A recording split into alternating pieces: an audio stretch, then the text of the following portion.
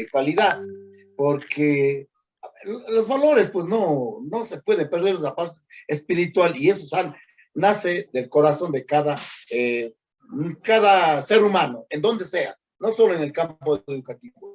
La ética y la estética son dialógicas y sobre todo para levantar o desarrollar un proyecto educativo. Nada más. Es un Por criterio. supuesto, Fausto, por supuesto, ¿no es cierto?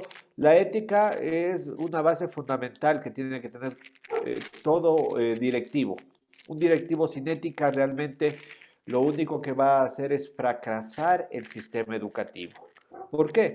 Porque desde sus bases, que es justamente el directivo, va a empezar a encontrar ya una gran cantidad de personas que no van a estar de acuerdo con muchas de las cosas que hagan, ¿no? Entonces la ética es fundamental para el desarrollo. Y como usted también decía, la estética, ¿no? Sí, sí, no podemos dejar de lado también la parte visual, aunque justamente cuando hablamos de estándares de calidad, generalmente nos basamos mucho en lo que es la parte pedagógica cuando hablamos de estándares de calidad, pero también nosotros tenemos que fundamentar también pues el ambiente estructural, ¿no? Siempre el desarrollo del ambiente estructural, como yo siempre les he dicho, yo no veo Exacto. razón para que las instituciones fiscales, ¿sí? tengan eh, menor trabajo en laboratorio que las instituciones particulares. Entonces, generalmente aquí lo que nos dicen es, el problema está en la parte económica. Es lo que siempre nos advierten los compañeros directivos. Dice, la parte económica es la que nos limita, pero ahí es donde nosotros tenemos que encumbrarnos con la comunidad educativa para que ellos entiendan que este proceso va en beneficio de ellos, ¿no? Y en la mejora de las condiciones. Cuando el proyecto va aunado al proyecto social de la comunidad es la primera gestora del proyecto, ¿sí? Son los primeros auspiciantes del proyecto. Entonces ahí no hay ninguna dificultad. Pero cuando no, el proyecto no está asentado en la comunidad, ellos son los primeros en poner oposición. Entonces ahí dicen, no, esto no queremos, esto no, esto cuesta demasiado, esto no lo vale. Entonces dice, para establecer qué es una educación de calidad necesitamos primero identificar qué tipo de sociedad queremos tener. Uh -huh. Pues un sistema educativo será de calidad en la medida en que contribuya a la consecución de esa meta. Mire, aquí está en esta frase lo que veníamos conversando, ¿no es cierto? Entonces, para que haya ese estándar de calidad educativa, tenemos que nosotros tener una meta, ¿no es cierto?, bastante clara y definida, y esa meta tiene que ser de la sociedad.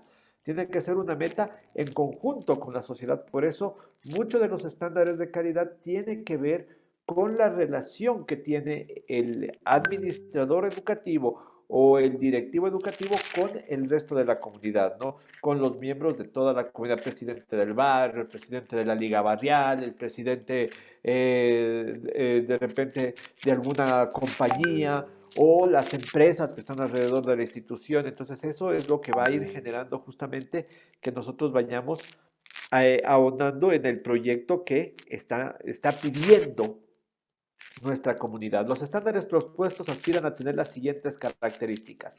Ser objetivos básicos comunes por lograr, ¿sí? Lo que decíamos, si la comunidad no está conforme con lo que estamos planteando, entonces ellos van a ser los primeros en generar resistencia. Ellos van a ser los primeros en generar resistencia, ¿no? Pero cuando el objetivo es común, entonces de igual manera apoyan el crecimiento. Están referidos a logros de desempeño observables y medibles. Sí, entonces esto es como cuando hablamos de necesidades educativas especiales, ¿no?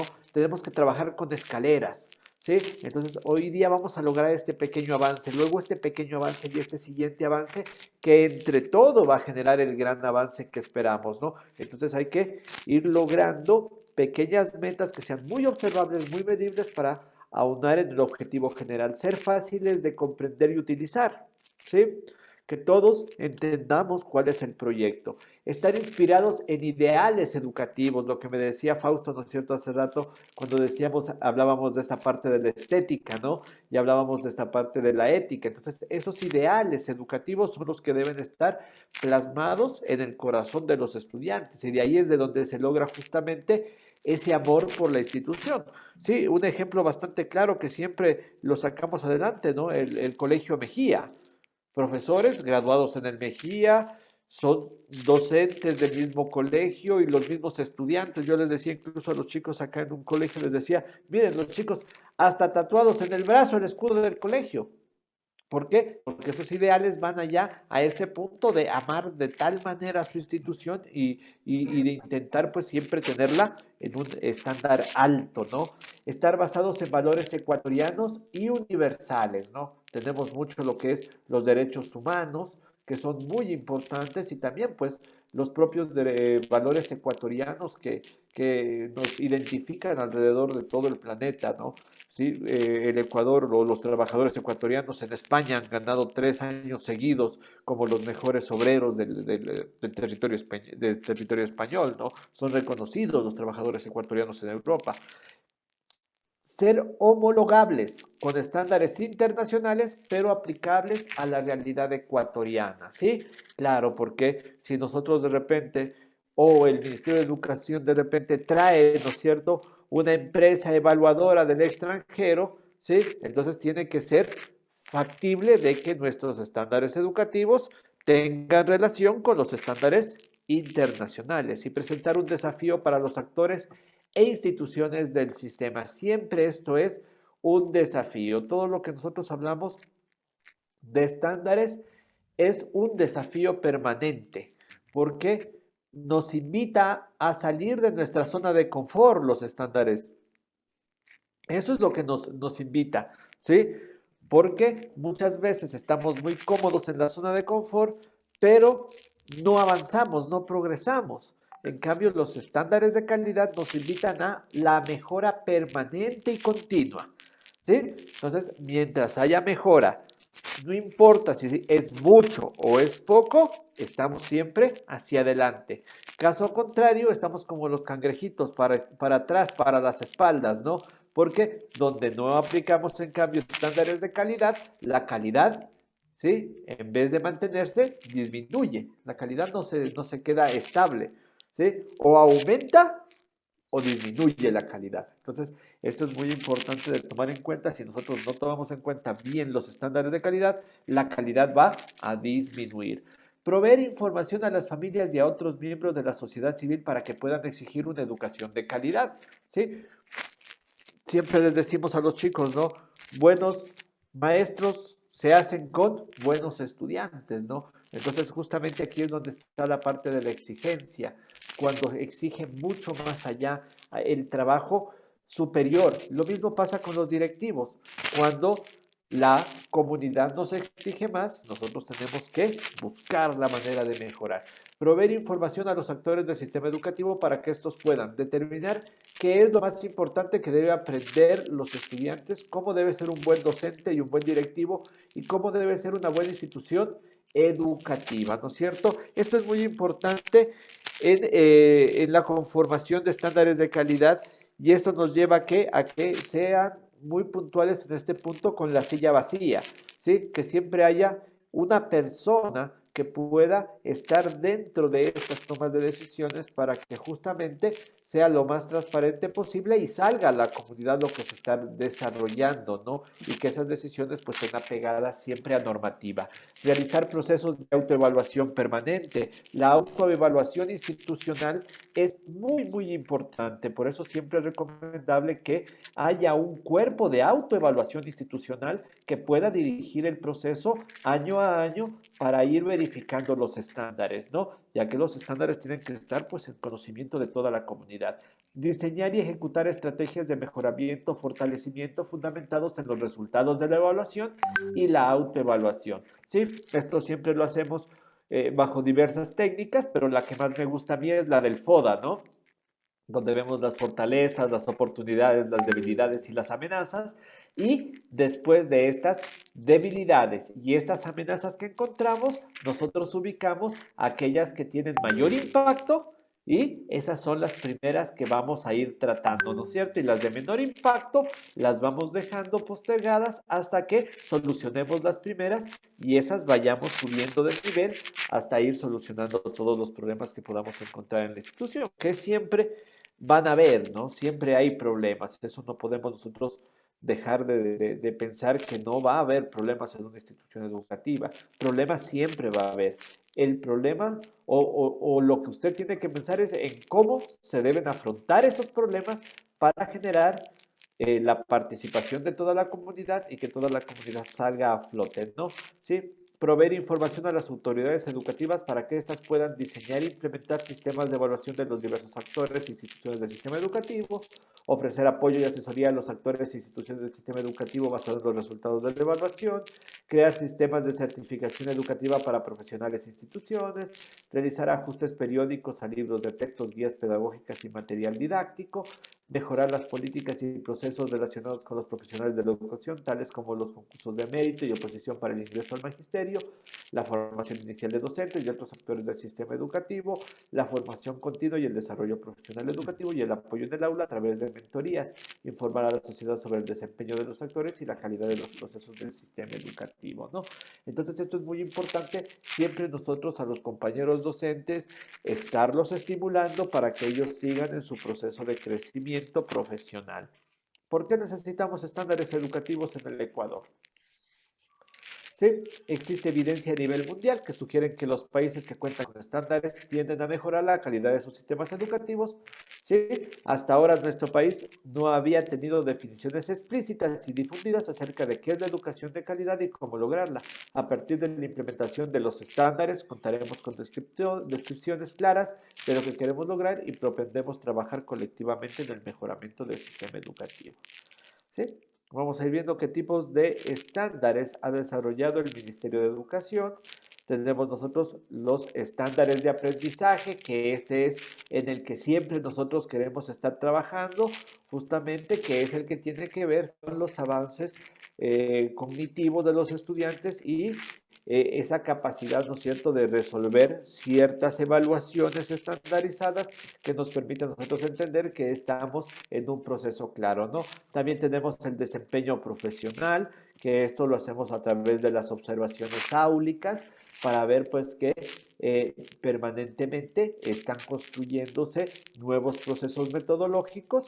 Tenemos el de la gestión escolar, ¿sí? Que ya hemos visto, ¿no es cierto?, en gestión muchos elementos hasta el momento, pero hoy día vamos a centrarnos mucho más en lo que tiene que ver con la gestión escolar, que es justamente desde la parte material hasta la parte inmaterial y la parte del talento humano, que es donde va a trabajar la gestión escolar.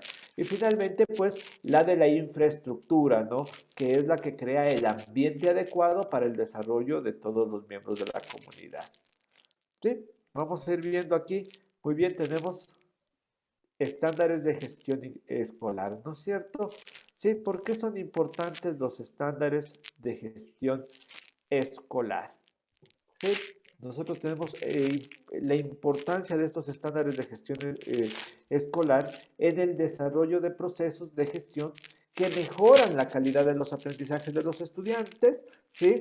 Tenemos un funcionamiento, ¿no es cierto?, desarrollado, óptimo del trabajo que implica a las instituciones educativas o que son la propia razón de ser de las instituciones educativas, ¿sí? En donde nosotros vemos que se tiene que partir justamente de elementos como son la reflexión, ¿no es cierto? Que es justamente la reflexión de la propia práctica del docente, donde a través de esa observación áulica, el docente, la autoridad y a través de las diversas entrevistas, nosotros llegamos a entender justamente cuáles son los factores que son propositivos en nuestra institución y hacia qué factores nosotros debemos buscar el cambio, ¿no?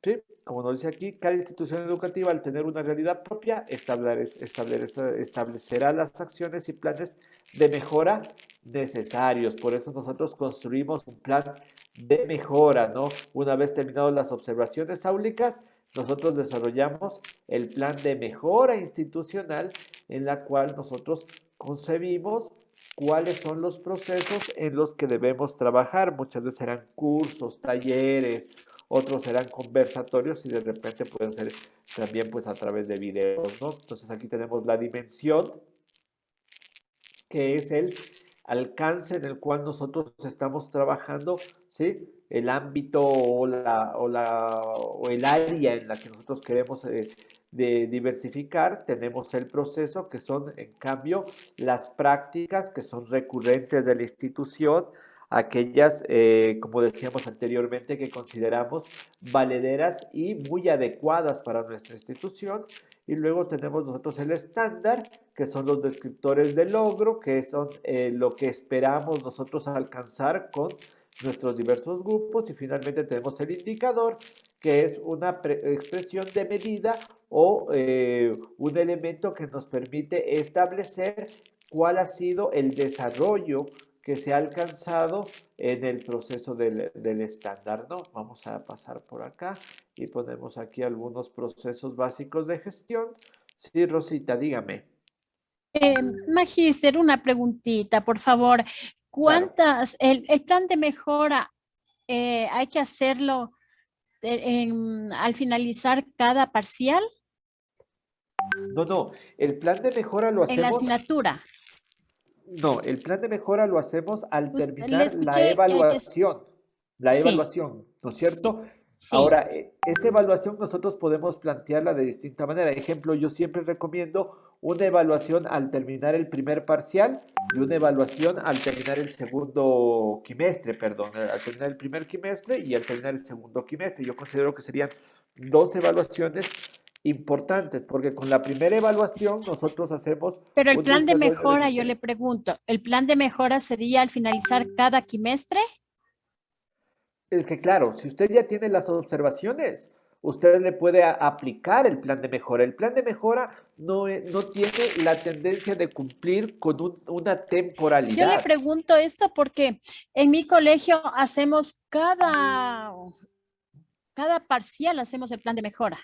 A ver, yo le voy a plantear esto, ¿no es cierto? Vamos a suponer que usted en la evaluación observativa, que primero hay que tomar en cuenta que toma mucho tiempo esto, ¿no? Porque no es cuestión de ir a pararnos en el aula y ver qué hace bien el maestro o qué hace mal, ¿no? Sino que es ir a observar en el aula cómo está participando el docente, y luego nosotros tenemos que entrar a una reflexión con el docente. Entonces el docente nos va a decir con qué se siente cómodo, con qué se siente incómodo. No tiene que ver con una calificación, porque el problema es cuando entramos en el proceso de calificación, y yo diría incluso ni siquiera calificación, descalificación del docente, ¿no? Porque solamente vamos a observar qué es lo negativo, qué es lo malo que ha hecho el docente, y ahí es donde entramos nosotros en un proceso de descalificación del docente. Entonces, no tiene que ver con este proceso descalificador. Usted va a hacer una observación. Luego de esa observación y de la reflexión que desarrollan, ¿no es cierto?, con todos los docentes, esto se lo eleva incluso a la junta académica. Y la junta académica es la que dice, mire, nosotros en este proceso nos dimos cuenta que en esta parte estamos trabajando bien. Y la mejor persona que está trabajando en esto es Rosita. Entonces, le vamos a pedir a Rosita que ella nos dé un taller, nos dé un cursito, nos dé un conversatorio sobre cómo ella está organizando esta actividad, ¿no es cierto? Y todos aprendemos de esa especificidad. Pero puede haber una realidad también, ejemplo de que no todos estamos haciendo bien las planificaciones curriculares. Entonces, nosotros, ¿qué debemos hacer en ese caso? ¿No es cierto? Habrá que ver, tal vez el rector o vicerrector de la institución tenga la capacidad de trabajar con los docentes y darles un taller en el que podamos trabajar sobre esa matriz, ¿sí? Para que todos nos igualemos, nos nivelemos, ¿sí? Y, o buscar un profesional externo que venga a dar ese tema. Pero una vez que usted ya ha subsanado eso, entendemos que ya no hay ese mismo problema, ¿no es cierto? Que se terminó ese problema. Entonces ahí tenemos que enfocarnos en el siguiente problema, en la siguiente dimensión. Entonces, este plan de trabajo con los docentes, con los estudiantes, ¿sí?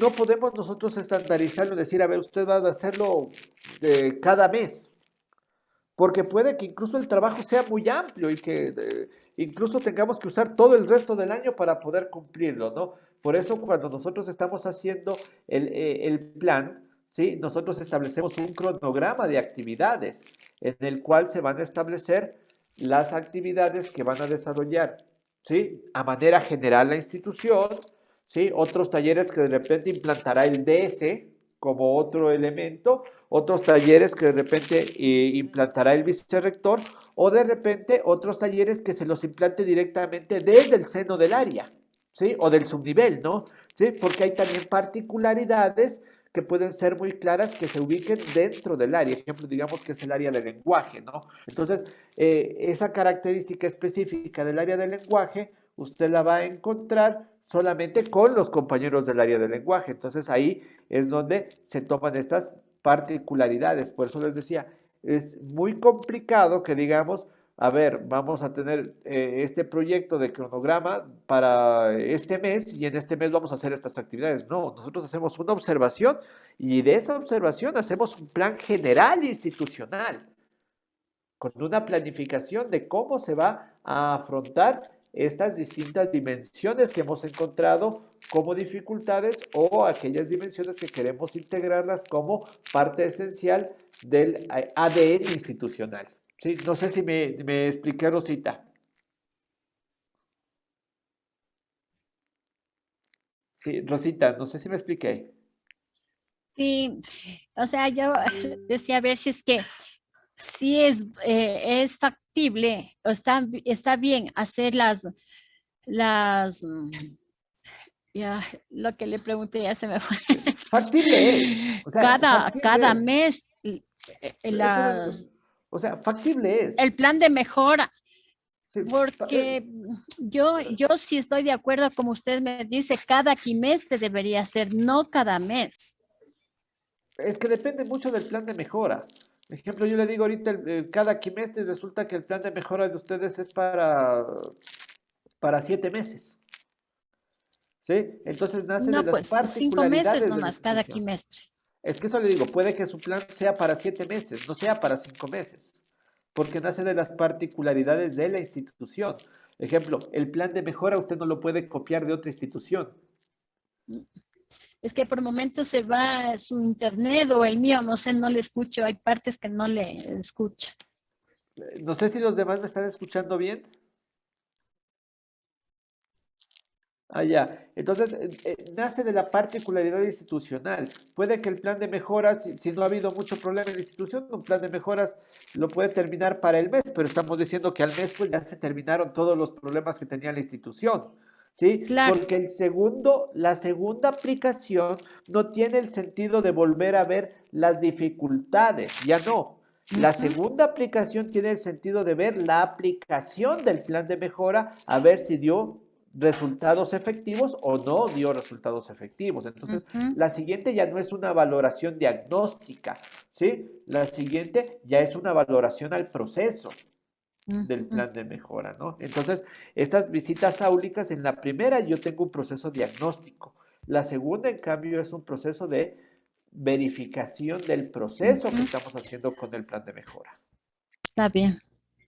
Sí, entonces el tiempo puede ser distinto, o sea, no podemos tachar o fijar que debería ser estrictamente de esa manera, pero yo de manera particular en mi experiencia lo he hecho de esa manera, hacemos una evaluación diagnóstica al inicio con los compañeros docentes, ¿no es cierto? Lo que decimos las visitas áulicas y de eso sacamos ya los resultados y planificamos, ya, porque es otro plan, no, no es el mismo, es otro plan de mejora y una vez listo el plan de mejora lo empezamos a aplicar. Una vez terminado el plan de mejora, hacemos un retest que se llama técnicamente para ver cómo nos fue en el plan de mejora y eso lo medimos en la evaluación del plan de mejora. ¿Sí? Entonces el plan de mejora dice, cumplió con las metas requeridas en este elemento, un checklist, ¿no? Entonces, bien, vamos avanzando con esto. Vamos con Señor, procesos básicos de gestión. En señor, organización, ¿no es cierto? Que es un proceso básico de señor, Gracias, gestión. magíster. señor Para eso estamos. ¿me escucha, señor Eh, García? sí, Perdón, me necesito emitir un criterio respecto a cuando usted claro, habla dígame. de las visitas áulicas. ¿Me permite? Sandro le saluda. Yo tengo ¿Cómo como estás, docente. Sandro? Desde Ambato le saludo y un saludo a los compañeros también que están participando en la plenaria. Profe, pero yo quisiera saber qué es lo que opina usted respecto a las visitas áulicas, porque la verdad, ese proceso como que se ha malinterpretado en su objetivo y fin, porque de hecho el magisterio, usted entenderá que hay múltiples opiniones por A o B razón. De hecho, los docentes por lo general somos muy proactivos, pero resulta que hay alguna autoridad por A o B bien sus criterios, que no le pareció bien alguna moción respecto a algún proyecto que haya dado la autoridad, y como que se toman de esa visita áulica para hacerles sentir mal al docente. Eso ha pasado, ¿no? Y no le voy a dar nombres de compañeros ni de instituciones, pero eso pasa. Perdón la palabra muy cruda, profe, pero como que se ha prostituido aquello, oiga, y no lo ven como un mecanismo para mejorar, sino más bien para perseguir. Sí, Eso le nomás, paso a ver lo qué opina cierto. usted, mi querido doctor. Sí, bueno, como usted bien dice, Sandro, se ha convertido en un mecanismo de persecución, por eso es que se lanzó el último acuerdo en el cual se establece justamente que no puede ser medido el docente, no puede ser calificado, ¿no? Entonces hay que entender que aquí nosotros no podemos decirle, a ver, usted sacó 10 puntos, usted tiene una calificación de 9, usted tiene una calificación de 8, ni siquiera en porcentual, no puede decir usted tiene el 90% de aciertos, no. Por eso nosotros tenemos que cambiar a otro sistema de investigación, ¿no? Porque ya no vamos a caer en esta parte de la investigación de esta cuantitativa, ¿no? Sino vamos a pasar a un proceso de investigación cualitativo. A eso es lo que se propende con esta evaluación diagnóstica, con una investigación cualitativa.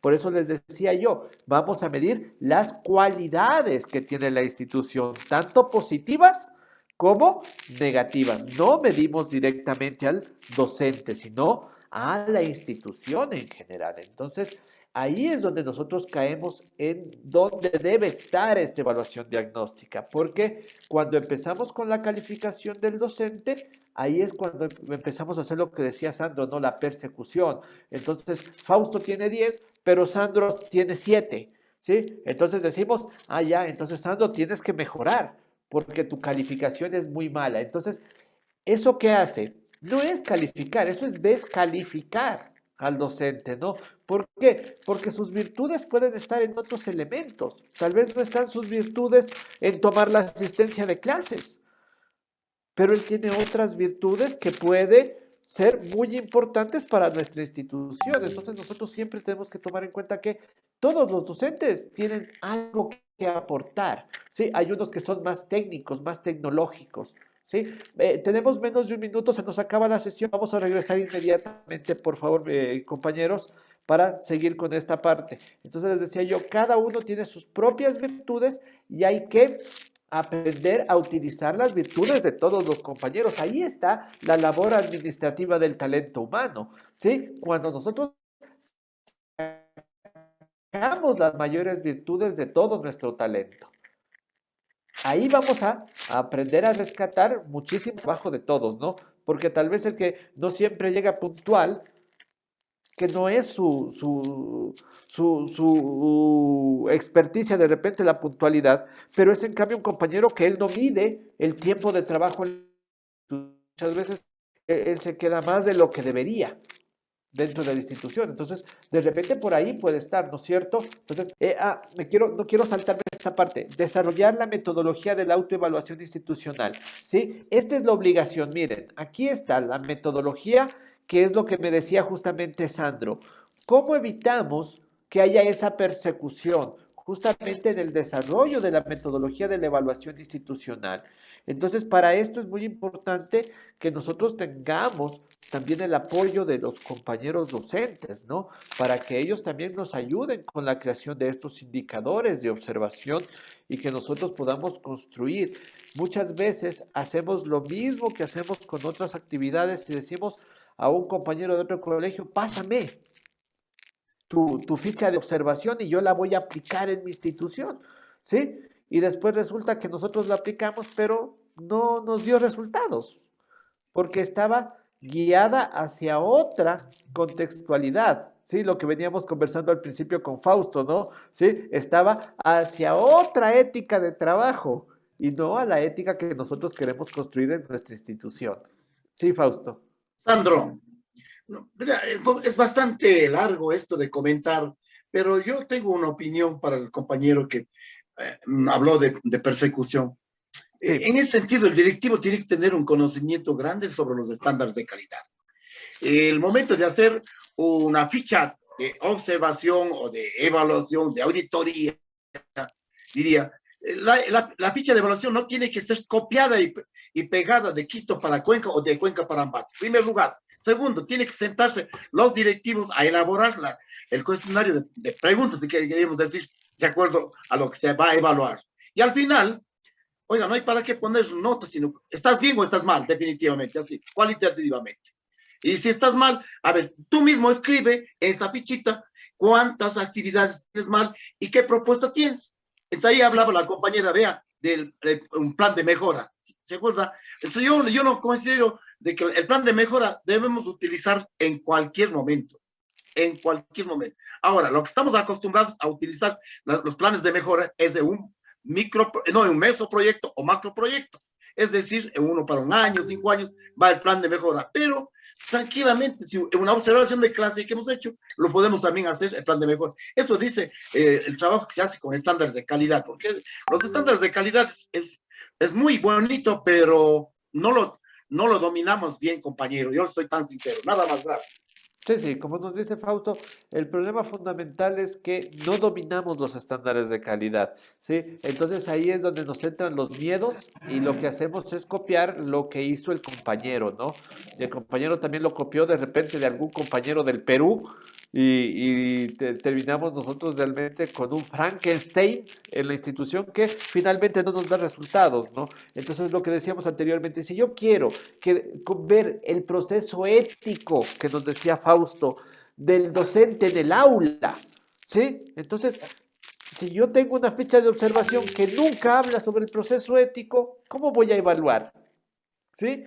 Entonces, es tanto como querer evaluar matemáticas en un dibujo. Entonces, no vamos a tener esa organización de ideas que queremos nosotros para eso. Por eso nos dice aquí, desarrollar la metodología de la autoevaluación institucional y eso no solamente está en el estándar que estamos conversando, porque ese es el proceso justamente de gestión que estábamos viendo que tiene que ver con el recurso gestión de aprendizaje, ¿no? ¿Sí? Porque hay que tomar en cuenta que tenemos muchos otros que nosotros también debemos trabajar. Vamos con el otro lineamientos normativos que es dentro de la gestión administrativa, que son muchos los que tenemos que ir analizando y vamos a ver lineamientos normativos, ¿no es cierto? Aplicar efectivamente la normativa nacional que regula las acciones en las áreas pedagógicas, administrativas y de servicio de apoyo, ¿no? Hay que leer, mis queridos compañeros, hay que leer los acuerdos que van enviándose y los vigentes permanentemente, ¿sí? Como decíamos ayer, no es necesario aprenderlos de memoria, porque esos los podemos tener guardaditos en algún lugar, pero sí tenemos que tener la idea clara de cuándo nosotros debemos aplicar, ¿no es cierto?, la normativa y de qué manera debe aplicarse. ¿Sí? Porque yo sé que yo tengo mis amiguitos, ¿no es cierto?, dentro de la institución y yo sé que tengo también las personas que de repente no están muy de acuerdo con mi gestión, ¿no? Pero cuando hablamos nosotros de normativa, ¿qué significa ahí? Todos por igual. Hay que tratar a todos con la misma vara, ¿sí? Ser directivo es como ser padre. A todos los hijos por igual, justamente para evitar nosotros caer, ¿no es cierto?, en cualquier vicio de la gestión administrativa, ¿no? Actualizar puntualmente el archivo maestro de las instituciones educativas AMI con datos correctos, exactos y completos. Recuerden que esto es importantísimo, todos lo sabemos que cada año vamos con este sistema de administración justamente escolar que es el archivo maestro. Organizar de forma óptima el calendario académico, la carga horaria escolar y docente y la distribución de espacios, priorizando las actividades de aprendizaje. Eso es Eh, parte de esta gestión. ¿Sí? Perdón, Freddy, una preguntita. Usted debe saber, la carga horaria que estaban pidiendo, no sé si ya fue aceptada a 25 periodos o sigue 30 periodos. Y también se está trabajando 8 horas y media en virtual o las 6 horas y media. Ya, bueno. A Ahorita ver, vamos que con la primera topa en parte. la carga Sí, horaria, vamos por con la favor. primera parte. Los distritos están exigiendo 30 horas de carga horaria, ¿sí? Eso es lo que están exigiendo los distritos y esa exigencia justamente viene desde el Ministerio de Educación. Aunque en la reglamentación, en el nuevo reglamento, perdón, en la nueva ley de educación ya está establecido a las 25 horas pedagógicas de los docentes, eso está establecido ya, pero todavía no está creado el reglamento. Entonces, eso es donde muchos compañeros están fallando, ¿no? Aunque está creado la ley, todavía no está reglamentado. Entonces, mientras no se reglamente, no puede entrar en vigencia. Ahora, claro, obviamente, ahí ya tiene ciertos parámetros de tiempo que tiene que cumplir la ministra de Educación, pero mientras el Ministerio de Educación no establezca la normativa, eso no entra en vigencia, ¿sí? Entonces tiene que entrar en vigencia el reglamento para que nosotros desde el nivel administrativo podamos utilizar ese nuevo sistema de las 25 horas, ¿sí? Ahora, miren compañeros, de la manera personal, yo mismo les digo, ¿no? Si en nuestras instituciones con 30 horas estamos con 3, 4 docentes que estamos incompletos en la actualidad, y ustedes saben eso, ¿sí? Imagínense con 25 horas, ¿con cuántos docentes nos van a faltar? Entonces nos faltaría una cantidad interminable. Entonces tiene que primero pasarse por un proceso de completar cargas horarias con docentes para que podamos llegar a esas 25 horas. Todavía es un proceso que va a tener que pensárselo y trabajárselo muy bien desde los niveles centrales. Entonces eso todavía no está vigente. Nosotros seguimos trabajando con las 30 horas. Ahora, en cuanto a lo que usted me preguntaba, ¿qué nos dice el reglamento? El reglamento nos dice que son 6 horas de trabajo presenciales y 2 horas de trabajo en casa, ¿sí? Esto se refiere cuando usted va de manera presencial. Cuando usted está trabajando en casa son 8 horas de trabajo, porque no le vamos a dar 6 horas presenciales y 2 en casa, sino usted tiene 6 horas de trabajo en casa más sus 2 horas de gestión administrativa, ¿no es cierto? Que es lo que usted tiene que trabajar, tiene que cumplir con las 8 horas, pero no son Esa 8 horas de partecita no clase, la ¿no? escuché, por favor. A ver, cuando las 8 horas, cuando no es presencial, 6 horas y media trabajamos presencialmente y las 2 horas en casa, ¿así? 6 horas nada más, 6 horas. Ah, ya, La media hora es para alimentación, pero entre el teletrabajo no se toma en cuenta la media hora porque usted tiene que trabajar una ya. media hora más. Entonces, para ¿Cuántos son? teletrabajo es las 6 horas de clase y 2 de planificación, de Sí, revisión de trabajos. Son y 8 horas. completamos las 8 horas. Sí, Ya, muy amable, gracias. sí. Cuando nosotros trabajamos presencialmente, en cambio, ahí sí cambia la circunstancia, ¿no? Porque ahí sí ya son 6 horas de trabajo presencial y 2 horas de trabajo en casa, ¿no?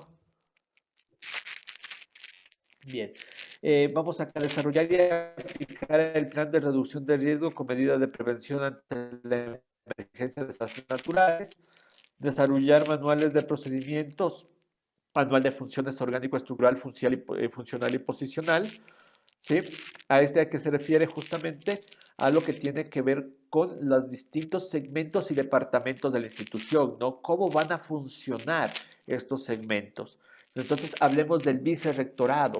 Tenemos un vicerrectorado en la mañana y tenemos un vicerrectorado en la tarde, ¿no es cierto? Entonces, ¿cómo se van a administrar los dos para que en cualquiera de los casos, cualquiera de los dos vicerrectores pueda cumplir con la función de cualquiera de los dos segmentos, ¿no es cierto? Ejemplo, yo como rector necesito una información del vicerrectorado, pero está solamente la vicerrectora de la mañana y yo quiero una información del tercero de bachillerato.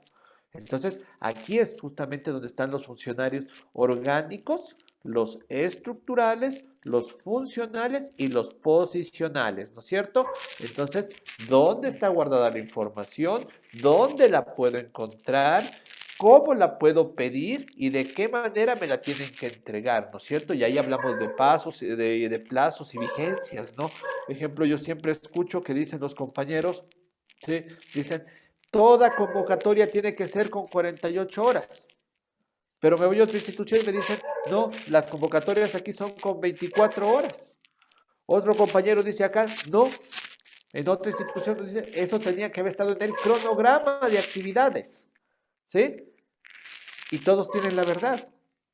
Y todos están equivocados. ¿Por qué? Porque depende de cómo está el funcional, ¿sí? Entonces, aquí es donde nosotros establecemos justamente, ¿sí? Cómo se va a desarrollar y aquí tenemos justamente los procedimientos operativos, ¿sí? Sobre seguridad, emergencia, movilización de estudiantes, uso de espacios, recursos ¿Esto estaría físicos. dentro del manual de procedimientos? Claro, eso tiene que estar con los manuales de procedimientos. ¿Sí? Aquí tenemos docentes, ingreso y salida de estudiantes, procedimientos académicos, registro de calificaciones y de uso de recursos pedagógicos y jornadas extracurriculares. ¿Sí? Entonces nosotros aquí es donde nosotros construimos todo eso. Entonces, claro, si de manera institucional dice deben tener 24 horas para poder comunicar una reunión, pues entonces de esa manera se va a gestionar. Y yo voy a esa institución como un docente nuevo, entonces, ¿qué tienen que hacer? Tienen que a mí enseñarme los procesos. Por eso siempre tiene que haber un proceso de inducción con los docentes nuevos. ¿Para qué? Para que no caigamos de repente en funcionales de otras instituciones, ¿no? Entonces, yo ejemplo en mi institución, de donde yo venía, cuando un docente faltaba, presentaba el certificado al inspector. Ahora voy a otra institución y me dice acá no, tiene que presentarlo el certificado más una solicitud al rector y luego tiene que pasarlo al inspector. Entonces, mire cómo los funcionales van cambiando, ¿no? Entonces, esto depende de cada institución que tiene que estar muy bien organizadito y eso se convierte en el ADN de la institución. Y por eso es importante tener un proceso de inducción, ¿no es cierto? O el manual de inducción para los nuevos compañeros en donde se les entrega toda esta información y también los anexos que ellos deban utilizar para presentar distintos informes, ¿no? Sí, vamos con 9. Vamos al de talento humano. Desarrollar e implementar planes de inducción para los equipos administrativos, directivos y docentes. Mire, aquí lo que estábamos hablando. ¿Sí se da cuenta? Esto seguidito. Implementar mecanismos de acompañamiento, seguimiento y evaluación de la práctica docente. Elaborar un plan interno de desarrollo profesional educativo en función de las necesidades de la institución y establecer mecanismos de seguimiento a su implementación. Gestionar planes de desarrollo personal y profesional para los equipos administrativos, directivo y docente. Y definir y ejecutar un sistema de incentivos no económicos para el personal administrativo, directivo y docente, ¿no? Entonces, ejemplo, ¿no? ¿Qué vamos a hacer con el docente que sacó una licenciatura, sacó una maestría, ¿sí? ¿Cómo lo vamos a reconocer de manera institucional? Entonces, conversábamos con algunos docentes y decían, cuando los militares les suben de rango, les hacen una fiesta, ¿no es cierto?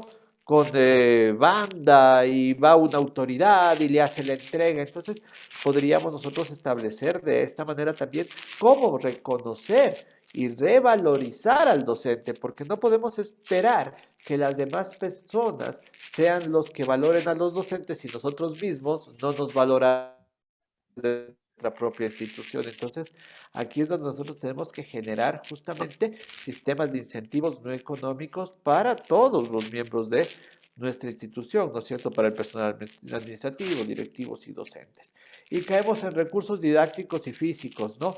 Gestionar los recursos financieros y realizar la rendición de cuentas. Ya habíamos hablado de este tema el día de ayer, ¿sí? Es necesario hacer esta rendición de cuentas al menos una vez al año, ¿sí? Pero si usted lo hace una vez en el primer quimestre y una vez en el segundo quimestre, como que se facilitan también las cosas, porque si no las cuentas a veces se nos van perdiendo en el tiempo y después se nos va complicando hacer el informe porque como que la mente va perdiendo esta idea clara de lo que estábamos haciendo, ¿no? ¿Sí? Aunque debemos hacer el informe una vez al año, al final, justamente, ¿sí? Podríamos también hacerlo nosotros, una en el primer trimestre y una en el segundo trimestre al final de los periodos, ¿no? Pero como decíamos anteriormente, todo estará en desarrollarlo dentro del ADN institucional, ¿no? Dentro de esta parte de que estábamos conversando acá, justamente en los manuales de procedimientos que nosotros vamos a construir, ¿no? Entonces, ahí es Freddy, donde podemos generar eso. sería factible hacer el informe en la Asamblea General, en la última Asamblea General de Docentes. El informe, se puede dar el informe final. Sería Claro. la rendición de cuentas. Exacto. Eso, la rendición de cuentas. Sí, sí, es la rendición de cuentas que hacemos nosotros. Eso les decía, es obligatorio hacerlo una vez al año. Esa es la obligatoriedad, es lo mínimo, ¿sí? Pero si usted desea hacerlo 2 veces en el año, no hay ningún problema. Usted lo puede hacer uno en el primer trimestre y uno en el segundo trimestre. O sea, no hay problema de eso. Pero lo mínimo que usted debe hacer, el mínimo obligatorio, como decíamos hace rato, es una vez en el año, ¿no es cierto? Recuerden que tenemos 2 sesiones ordinarias. Una al inicio de la Asamblea General, son 2 sesiones. Una al inicio del año, ¿sí? Pero usted puede ir a una sesión extraordinaria y puede también generar usted un informe. Así que no hay problema. Pero lo mínimo obligatorio es que en la última sesión del año, que es la última sesión obligatoria que tenemos, ¿no? Hagamos el informe de gestión, ¿sí? Vamos con los recursos didácticos y físicos. Gestionar los recursos financieros y realizar la rendición de cuentas. Supervisar el uso óptimo de espacios físicos de acuerdo a la planificación institucional.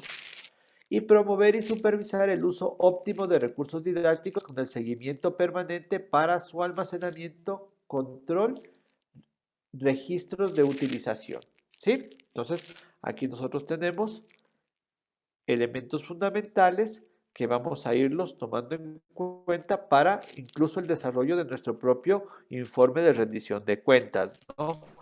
Porque esto de los recursos didácticos y físicos justamente es donde más se invierte, ¿no? Donde generalmente más gasto podemos tener sumado del espacio físico, ¿no? Sistema de información y comunicación, mantener de forma permanente un sistema efectivo de información y comunicación con la comunidad educativa, ¿no?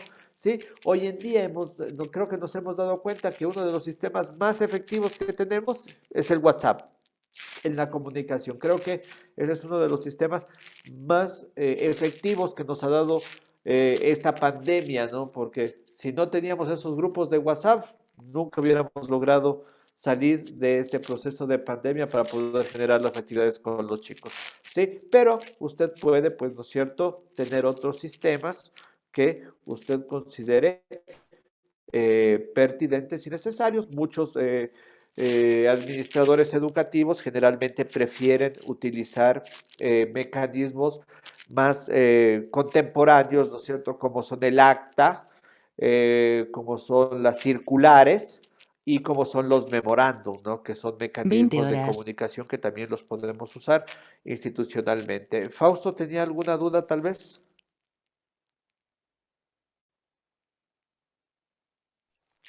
No, continuamos, gracias, está bien. Ya, eso lo vi que alzó la manito, por eso pensé. Bien, vamos a la dimensión de la pedagogía curricular. Vamos acá, estamos justamente en la gestión del aprendizaje y nos vamos a monitorear la implementación del currículo nacional vigente para cumplir los estándares de aprendizaje. Sí, esto lo hacemos permanentemente, que es lo que hacemos con la planificación, ¿no es cierto? Sí, la planificación por unidades, que es lo que vamos presentando durante el año y al final del año también el plan curricular anual, ¿no? Recuerden que eso cambió. Antes el plan curricular anual se lo presentaba al inicio del año, ¿sí? Pero ahora cambió. Ahora el plan curricular es el resultado del trabajo desarrollado en las planificaciones de unidad y luego estas unificadas se transforman en el plan curricular anual al final del año. Entonces, ahí básicamente ese sería el informe de gestión pedagógica que hace el docente, ¿no? Ese plan curricular anual sería el informe de gestión pedagógica del docente, ¿sí? Recuerden que ya no solicitamos planificaciones menores a la planificación curricular de unidad. Así que esto que nosotros conocíamos antes como el plan de clase, pues eso ya no lo solicitamos a los docentes. Esto no quiere decir que el docente no deba planificar sus clases, ¿no es cierto? Promover entre los docentes el trabajo colaborativo para la planificación y el intercambio de estrategias de evaluación y de resolución de los conflictos, ¿no?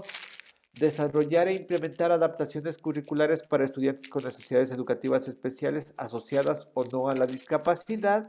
Implementar estrategias de evaluación que orienten a los estudiantes y docentes de manera permanente, oportuna, precisa a lograr objetivos de aprendizaje. Desarrollar, supervisar programas de asistencia psicológica y o pedagógica oportuna, ¿no es cierto? Bien, ahora de esto creo que no hay mucho por hablar porque esto es casi lo que hacemos todos los días nosotros en el trabajo general de clase, ¿no es cierto? La atención a las necesidades educativas especiales que está dentro de la misma planificación de unidad didáctica, la adaptación curricular, en donde nosotros pues ubicamos justamente a los estudiantes que se encuentran en nivel 3, nivel 2 o nivel 1, dependiendo de la necesidad, su adaptación curricular. Tenemos aquí el desarrollo de programas que generalmente los presenta el DS al inicio del año, lo presenta al Consejo Ejecutivo para su aprobación. Entonces ellos el programa y esas charlas ya las tienen presentadas en un cronograma general al inicio del año y nosotros lo que tenemos la obligación es de supervisar que esos programas justamente se vayan cumpliendo, ¿no? Vamos a continuar con la siguiente gestión, que es la de tutorías y acompañamiento. Aquí es donde fallamos un poquito, ¿sí? Desarrollar un plan de tutorías que garantice el refuerzo académico y que ofrezca una retroalimentación pertinente, detallada y precisa para mejorar el rendimiento del aprendizaje, ¿no? Entonces, para que nosotros podamos garantizar un refuerzo académico, necesitamos justamente la planificación de ese refuerzo académico, ¿no? Pero nosotros tenemos que conversar con los compañeros docentes para que ellos establezcan realmente un refuerzo académico basado en qué? En la retroalimentación, ¿no? Ya que hay que tomar en cuenta que no es retroalimentar, calificar al estudiante. No es ponerle 1, 2, 3, 4, 5, no, ni 10. Eso no retroalimenta al estudiante. Retroalimentar es informarle en qué debe mejorar y en qué elementos tuvo las condiciones positivas. Entonces, el compañero docente tiene que retroalimentar y para eso necesitamos que la evaluación sea desarrollada con una rúbrica de evaluación, ¿no? Para que en esa rúbrica, pues justamente estén los elementos de retroalimentación. Generalmente los que retroalimentan son los descriptores de cada uno de los indicadores. Entonces, por eso es muy importante esto, ¿sí? Y tiene que ser pertinente, detallada y precisa. Pertinente, ¿qué significa eso? Que tiene que servir en el proceso para mejorar las calificaciones. No es un proceso al final, cuando ya el chico pues de antemano ya está quedado, ¿no es cierto?, de año y ya no va a haber mucha mejora. Entonces tenemos que nosotros hacerlo pertinentemente. Eso significa que cada parcial debe ir acompañado de este proceso de refuerzo académico y implementar planes de acompañamiento efectivos y permanentes para estudiantes con necesidades educativas especiales, ¿no? Sí, bien, vamos a ir con la dimensión de convivencia escolar. Entiendo que en esta parte de acá no tienen ninguna pregunta porque son materiales que hoy en día pues los trabajamos día a día. Vamos con la dimensión convivencia escolar y lo que tiene que ver con convivencia escolar y formación ciudadana. Esto es muy importante dentro de estos estándares. Las partes que también debemos nosotros analizar para estas pruebas para directivos es justamente el desarrollo del manual de convivencia, ¿no? Entonces, para la convivencia escolar tenemos que usar estos elementos dentro del manual de convivencia. Elaborar el código de convivencia a través de prácticas participativas lideradas por el gobierno escolar, ¿sí? establecer mecanismos que propicien la resolución pacífica de conflictos en los ámbitos de la vida escolar y comunitaria. Y esto es muy importante con los procesos, ¿no? Cuando un proceso está bien desarrollado, entonces genera una resolución pacífica de conflictos. Cuando el proceso no está bien desarrollado, en cambio genera conflicto, ¿no?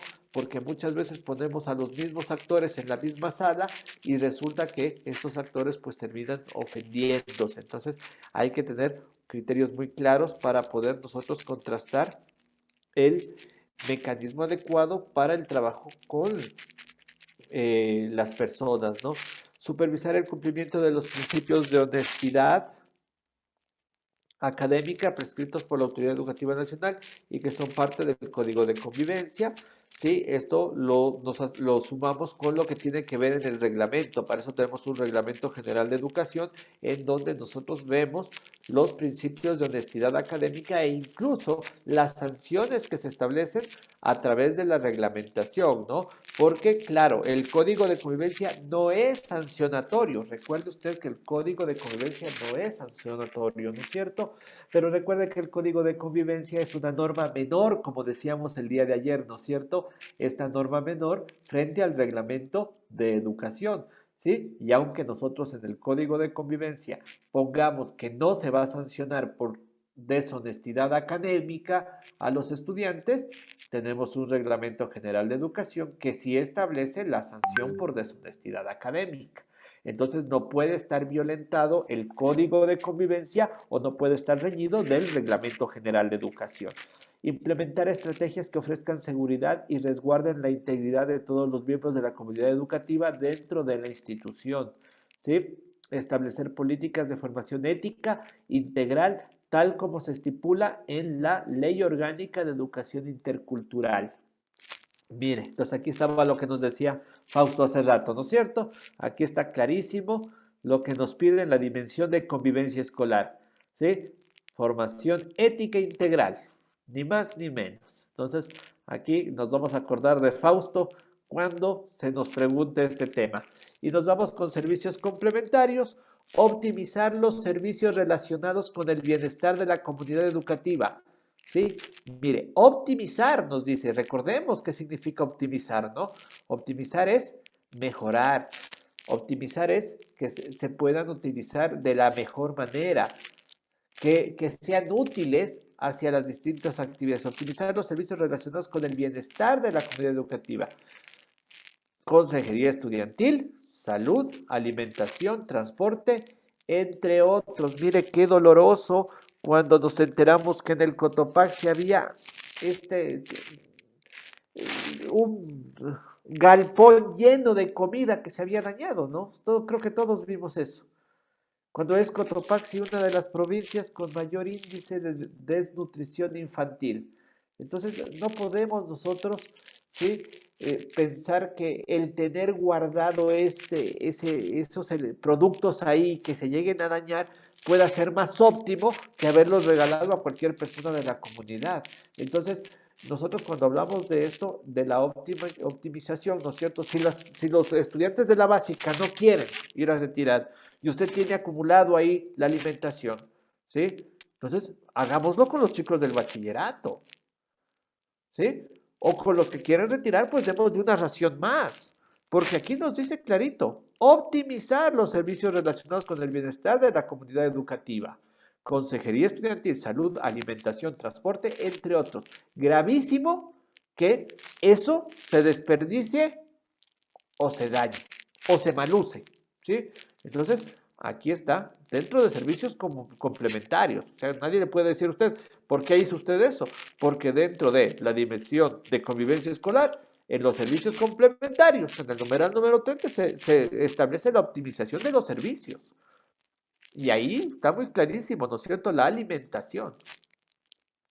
Vamos con programas de redes de trabajo, dimensión relacionada con el centro educativo, con la comunidad, promover y desarrollar programas de redes de trabajo con instituciones escolares de su circuito y otras, y propiciar el trabajo cooperativo con organizaciones vinculadas al área educativa, instituciones de educativa superior, empresas públicas y privadas, asociaciones de apoyo técnico, entre otros, ¿no?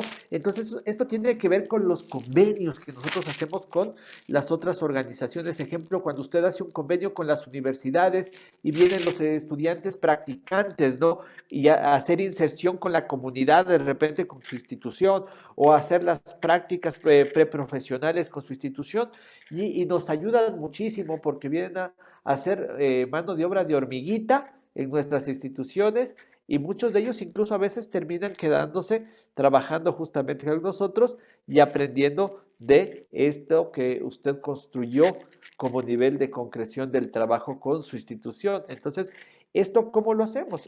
Hay que comunicarnos, ¿no? Entonces vamos a la otra institución y ahí es donde tiene que haber estas redes de apoyo entre autoridades, ¿sí? Nosotros no podemos ser una isla dentro de nuestra institución, no, al contrario, nosotros tenemos que impulsar, ¿no? Vamos con otra autoridad, mira, yo tengo acá un maestro que es excelente en esto, ¿qué te parece si le quedé un curso en tu institución? Y tú ayúdame en cambio con este tema, ¿no tienes algún maestro que me colabore? Venga para acá, ¿no es cierto? O vamos a una universidad, mire, yo quiero apoyo, que me ayuden con un cursito. O vamos a dar tal curso y queremos que esas horas de trabajo sean válidas para ascensos, ¿no? Entonces, ayúdenme con la firma, el sello de su institución. Mire, entonces ahí es donde nosotros podemos justamente hablar de muchísimos de esos elementos importantes que van a servir mucho para el trabajo de nuestra institución, ¿no? Mano de obra que viene de otros sectores y que no específicamente tiene que tener un costo, ¿no es cierto? Porque muchas veces podemos hacer un intercambio, ¿no? Mira, yo te doy esto, tú me das esto, entonces podemos llegar a convenios de cambio. Tenemos los estándares de desempeño profesionales, ¿sí? ¿Para qué se usan los estándares de desempeño profesional? Para guiar, reflexionar y evaluar y autoevaluar. Mire, guiar, reflexionar, evaluar y autoevaluar, ¿sí? Ningún lado dice aquí para perseguir. Entonces, no podemos nosotros usar este estándar de desempeño profesional para generar persecución con los docentes. Para diseñar y ejecutar estrategias de mejoramiento, lo que decíamos, el plan de mejoras. Para tomar decisiones en cuanto a evaluación, apoyo, asesoría, certificación, concursos de méritos y oposición para el ingreso al magisterio, formación inicial, formación continua y desarrollo profesional educativo. ¿Sí? Mira, hay una parte en la ley que dice que si un docente ha trabajado más de 6 años con contrato, él puede solicitar que se abra el concurso para él participar y generar esa vacante. Eso está en la ley, pero son muy pocos los directivos que les promueven justamente eso a los compañeros que tienen contratos, ¿no? Y después resulta que tristemente muy buenos docentes de contrato terminan retirándose de la institución, yéndose a otras instituciones, o muchas veces terminan perdiendo el trabajo y viene otro docente que de repente no tiene sus mismas habilidades. Entonces, eso muchas veces nos pasa porque nosotros no promovemos ciertos elementos que establece la ley de educación. Estándares de desempeño profesional docente, ¿no? Entonces, ¿qué caracteriza a un docente de calidad en el sistema educativo ecuatoriano? Vamos a ver, ¿sí? ¿Qué tenemos aquí? Entre los que nosotros podemos ver, ¿sí? Dentro de la dimensión, ámbitos o áreas de acción de los docentes que tienen un objetivo concreto en función de los aprendizajes de los estudiantes, estándares generales, descriptores de macro de habilidades, destrezas, competencias, conocimientos y actitudes que deben demostrar en su desempeño, estándar específico, descriptores concretos que permitan la verificación del cumplimiento de lo propuesto en el estándar general, los indicadores que son las acciones o prácticas fundamentales del desempeño profesional docente que permite cualificar su labor, ¿no es cierto? Bien, entonces ahí vamos a ver, por ello los estándares están planteados dentro del marco del buen vivir, respetando las diversidades culturales de los pueblos, las etnias y las nacionalidades, asegurar la aplicación de procesos y prácticas institucionales inclusivas, contribuyen al mejoramiento de la calidad de los procesos de enseñanza-aprendizaje y favorecen el desarrollo profesional de todos los actores educativos y vigilan el cumplimiento de los lineamientos y disposiciones establecidas por el ministerio, ¿no? Y aquí tenemos estándares específicos, ¿sí? Que esto les puede servir ya para ver lo que tiene que ver con la observación de la clase, ¿no? Entonces aquí tenemos la dimensión A, dominio, disciplina y curricular, ¿no es cierto? El docente conoce, comprende y tiene dominio del área del saber que enseña, las teorías de investigaciones educativas y su didáctica. Mira, aquí está. Domina el área del saber, comprende la epistemología del área del saber, conoce las relaciones del área del saber, conoce la didáctica de disciplina que imparte. Mire, entonces aquí están ya los estándares del docente, ¿no? El docente conoce el currículo nacional, mire, aquí está, comprende los componentes de la estructura curricular, conoce el currículo anterior, posterior al grado o curso, y conoce los ejes transversales que propone el currículo nacional. El docente domina la lengua con la que enseña, usa de forma competencia la lengua en la que enseña. Sí, Fausto. Sí, mire, aquí está, por ejemplo, cuando se quiere hacer un acompañamiento a un docente, pero esto sale del mismo currículo y aquí están la manera de cómo hacer un cuestionario de preguntas, unas preguntas que podemos decir. Y cuando se trabaja para hacer la ficha de observación áulica, y aquí sale. Y no hay para qué perderse, y no hay para qué perseguirle. Desgraciadamente, cuando alguien hace este trabajo, o hace un directivo o una comisión, lo hace a escondidas, y no hay la transparencia desde el mismo momento, oiga, las cosas van a llegarse a conflictos y persecuciones. Entonces, para evitar eso, más bien la mejor manera es transparente, claramente trabajar en común y en gran equipo que hay que ser, nada más. Claro, Fausto. Ejemplo, si usted como directivo lo primero que hace es decirle, mire, vamos a analizar los estándares de calidad que debe tener el docente. Usted le dice al docente, esto es lo que usted tiene que hacer como docente de calidad. No hay docente que quiera que le digan que es mediocre. Todos los docentes son excepcionales, siempre buscan la calidad, pero muchas veces estamos alejados del conocimiento. Pero si usted le indica esto y le dice, mire, aquí están los estándares de calidad, ¿sí? Esto es lo que usted tiene que hacer y esto es lo que tiene que proceder. Es muy fácil después decirle, mire, ¿en qué parte tiene dificultad? ¿Dónde usted necesita que le ayudemos? De esto, ¿qué curso le gustaría recibir de estos temas que estamos viendo? Él mismo le va a decir y va a solicitar ayuda. Pero cuando hay la persecución, ¿qué pasa? Ahí uno se corta, pues, y ya no puede decirle al directivo, ayúdeme, vea, con este tema, o esto no puedo, ¿sí? Porque entendemos que tal vez la debilidad que yo pueda demostrarle a los directivos puede ser razón incluso de mi despido, ¿sí? O muchos decimos, ¿no es cierto? Me está buscando, ¿sí? La quinta pata para ver. De Quito, la escuela es un poco pequeña y bueno, acá tenemos comisiones para todo, hacemos todo, todo. Gracias a Dios esta vez, el año pasado, aprobamos ¿cómo se llama? Vino el distrito y nos hizo la auditoría. Y aprobamos tuya. Entonces, entre todo esto, como que sí nos ha quedado algunas cosas. Sí, en las instituciones pequeñas todos tenemos que hacer de todo. Sí. Sí, así es, el trabajo en una institución pequeña. Cuando es una institución muy grande, de repente, en cambio, estamos como aislados, ¿no? Porque es un grupo específico el que se dedica a las actividades y los demás como que solamente vemos qué es lo que está sucediendo desde lejos. Tiene mucha razón, Miriamcita. Eso me pasaba a mí y eso digo, llegué a esta escuela y acá sí me tocó aprender de todo. Eso digo, para mí esto era completamente nuevo cuando llegué a la escuela, sobre todo los manuales y todo lo demás. El código de convivencia, construcción, nosotros en nuestra escuela no participábamos, ellos éramos tan grandes, nuestra institución era tan grande que yo, nada que ver. Pero acá sí aprendí y ahorita que les escucho, pues más o menos relaciono todo lo que he visto y no está tan difícil. Sí, bueno, vamos a ir avanzando un poquito más rápido porque ustedes, como ya lo vieron, pues tiene que ver con lo que debe hacer el docente. Entonces, gestión del aprendizaje, aquí tenemos el docente planifica para el proceso de enseñanza-aprendizaje, aquí tenemos que ver la planificación. Acá tenemos el docente implementa procesos de enseñanza-aprendizaje en un clima que promueve la participación y el debate, aquí tenemos todos estos indicadores, ¿sí? El docente evalúa, retroalimenta e informa acerca de los procesos de aprendizaje de estudiantes. ¿Cómo hacer la retroalimentación? Aquí tenemos, ¿no es cierto?, ¿Cómo hacer esa retroalimentación? Y aquí tenemos en la dimensión C de desarrollo profesional. En cambio, el docente se mantiene actualizado respecto a los avances e investigaciones de la enseñanza en su área del saber. Mire, y aquí nosotros vamos a encontrar, ¿no?, uno de los elementos importantes dentro de esta dimensión C, desarrollo profesional, es que nosotros por lo menos debemos pedirle a nuestros docentes que nos hagan llegar un certificado al año, ¿sí?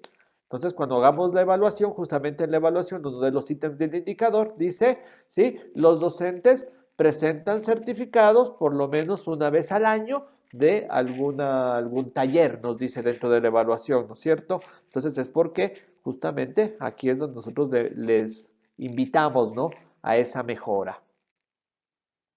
Sí. No sé si me están escuchando porque los links se me congelaron. Ya regresamos, ya regresó internet, está claro. Ah, ya. Bien. Bien, vamos acá. El docente participa de forma colaborativa en la construcción de la comunidad del aprendizaje, lo que nos decía justamente Miriancita, ¿no? Todos los docentes deben trabajar siempre en toda la organización de la institución. El que este año trabajó en los horarios, el próximo año debe trabajar en otra función y el otro tiene que venir a los horarios. ¿Sí? ¿Por qué? Porque tenemos nosotros que desarrollar a los docentes. Claro. Pero perdón, Sí. Freddy, hay autoridades que les cogen a los mismos docentes y como que no sé por qué es lo que les cogen solamente a ellos en determinadas comisiones, como es la comisión técnico-pedagógica, y entonces, o sea, las comisiones claves, como ellos lo llaman. Claro, Entonces, decimos, el ya Freddy habla bien bonito. no cambian. Claro, claro, decimos, el Freddy habla bien bonito, entonces él pone en la comisión de sociales porque él tiene que estar siempre dirigiendo los programas desde el podio. Entonces, Ya, y por ejemplo, y no dejamos que florezcan. docentes que somos medianamente capacitados no nos toman en cuenta. No Cuando dejamos que florezcan. pienso que nosotros somos un apoyo, un pilar para poder ayudar en las falencias que ellos tienen, ¿no? Qué mejor que Yo le digo todos porque sepamos de todo. yo ya estoy culminando mi carrera profesional. Me falta un Hola, año, mijo. si Dios permite, para jubilarme por edad. De ahí de docencia tengo 37 años de servicio. Entonces, en el colegio donde yo estoy, no. Una persona que es preparada, tengo el título de cuarto nivel. Entonces, las personas que somos preparadas, que somos pocos, los docentes que tenemos el título de cuarto nivel, no nos toman en cuenta.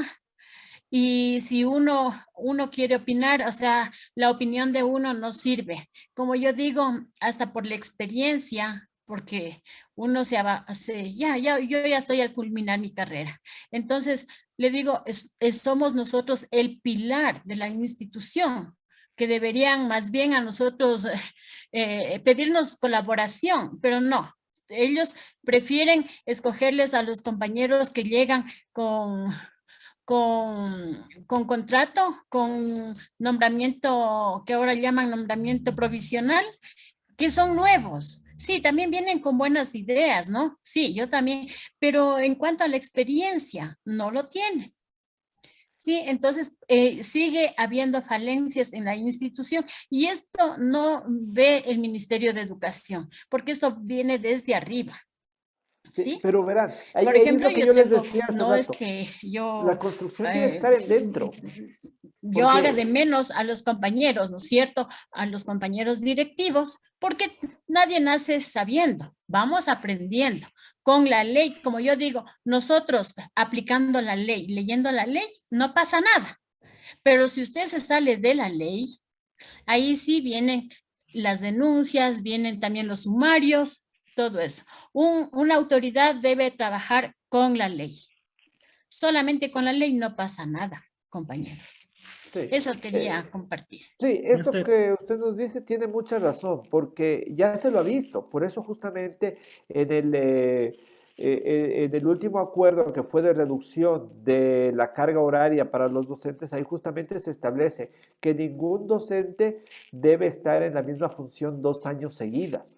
¿Sí? Entonces, 2 años seguidos no puede estar en la misma función un docente. Ahí lo establece claramente en el último acuerdo de reducción de la carga docente, ¿no? Justamente para establecer esto, ¿no? Para que haya esta movilidad.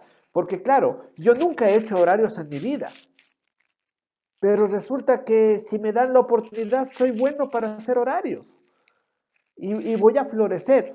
O también resulta que yo necesite, como nos decía Miriancita hace rato, cuando yo vaya a otra institución, sea necesario que yo utilice esto. O como autoridades ustedes, ¿no? Porque partimos muchos de ser docentes en nuestra institución, pero estamos promoviéndonos para autoridades en otra institución. Pero si de repente no se nos dio esta apertura de ser partícipe de todos estos segmentos, entramos en esta polémica que estamos en este momento, ¿no es cierto?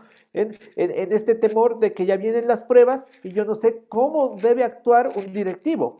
¿Por qué? Porque mi acción directiva fue limitada hacia estos procesos. Entonces, lo que nos decía Miriancita, mucho mejor instituciones pequeñas porque ahí todos hacemos de todo y a veces pensamos que instituciones más grandes nos fortalecen y realmente pues resulta que no tenemos ese fortalecimiento, al contrario, nos vemos limitados. Mire, entonces lo Máster, importante es que se genere este proceso. Sí, dígame. quisiera también sumar un criterio respecto a lo que decía la compañera, si me permites algo sobre el Claro, criterio. sí, sí, por supuesto. Sí, a lo que decía la compañera respecto de que por lo general hay profesionales nuevos que por lo general les van tomando en las comisiones. De hecho, tiene razón. Eh, por lo general los directivos lo que hacen es coger, no generalizo, ¿no? Pero sí se apoyan en los docentes nuevos porque ellos ya vienen adoctrinados, ¿verdad?